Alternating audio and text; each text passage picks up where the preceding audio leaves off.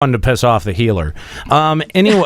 Anyway, you asked a really interesting question about the connection between Ivalice and Hydaelyn, where previously Yoshi P had said that that they were not literally connected, and that now alluding to a possible connection. Like, what kind of insight did he give to you? This question was from Anonymous, because a while back, I think this might have been during 2.0, when once people started playing it and they're like, oh, Ascians, oh wait, those are from 12. Like, what's going on? Like, Zodiac Brave. Brea's mask looks like the thing from Matei. Like, what's going on? That's true. And I forgot about those connections. Yeah. Yoshida went to the official forums and he's like, Ivalice is not Eorzea. Like, he's just like, stop this. It's not a thing. They're not the same world. They're not literally connected. Well, because there were a lot of theories like that Ivalice may be on one side of the globe, and that we're just on the other, and we just don't. I always figured Ivalice was like one of the other worlds. Well, but now, his answer now just seems so like wishy-washy. Like when he said Ivalice is not. What he says is he still stands by what he said, but what he says is that we should look forward to Matsuno-san's interpretation of what Ivalice is inside of Eorzea. That's so weird though, because the question is just literally, does Ivalice exist on Eorzea? Yes, it does, or no, it doesn't. How is that open to interpretation? I don't know. It does, but it's not the I think Ivalice. what he's saying is it's not the same Ivalice from the other games. It's going to be a reimagined version of it.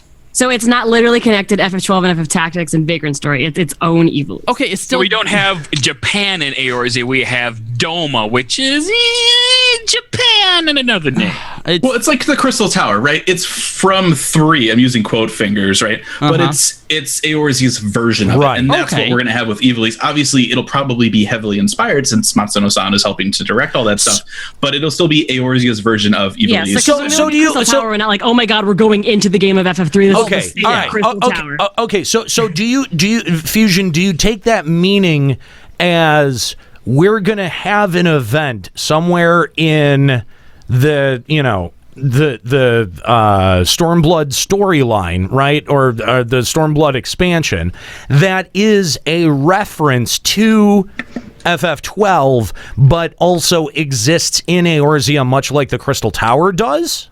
Yeah, I think that's exactly what it's going to be. I mean, we've known for a while, and I think we talked to Koji about this 2 or 3 years ago. I mean, if you look, it was one of the other language versions had a mention of Gaius being from it was Dalmasca or Rabanastre, like one of those. Oh wow, really? So we know that those cities. I mean, it's like Doma. Doma was in another Final Fantasy game. It's like they reused little things here and there, right? And so we knew that there were these cities, but now with Return to Ivalice, we can go, oh, it's probably a region. And so I think what we're going to do is we're going to go to Othard. We have that eastern part of the map that's kind of open up. I think Ivalice is probably going to be, if you go a little left towards that giant swirling cloud around Garlemald, is probably kind of up towards that way.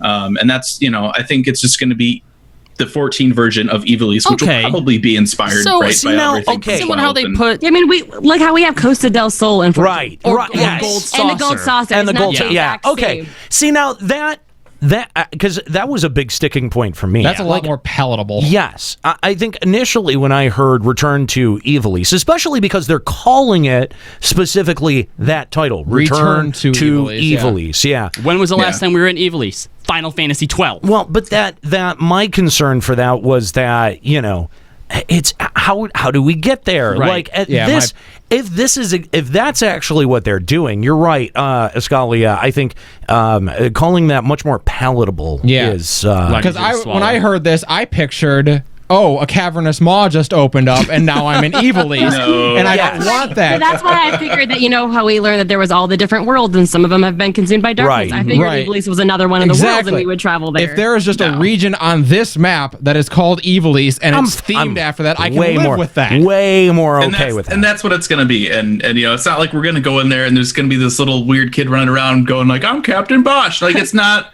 that's not going to be how it works. It's going to be, you're going to go into Othard, and there's going to be this region Ivalice, and we're going to be going through that. And maybe it's under Imperial control or some kind of monster control or something like that. Don't believe Othard's lies to go into 5.0. Oh my God, that would, if there was a little kid running around saying I'm Captain Bosch and just like Whatever. It's just like the little text that sometimes appears near I an wouldn't NPC. put it past localization to have just like a little character run by quick with like bubble text. Yeah, it's just the little bubble text that pops up near an NPC. No, but I really want I want the villain to like come out of nowhere and just like beat the living crap out of him. You know what I mean? Just like, I'm Captain. Just gets done. Decked. He gets like he gets decked like someone wearing a pair of VR goggles.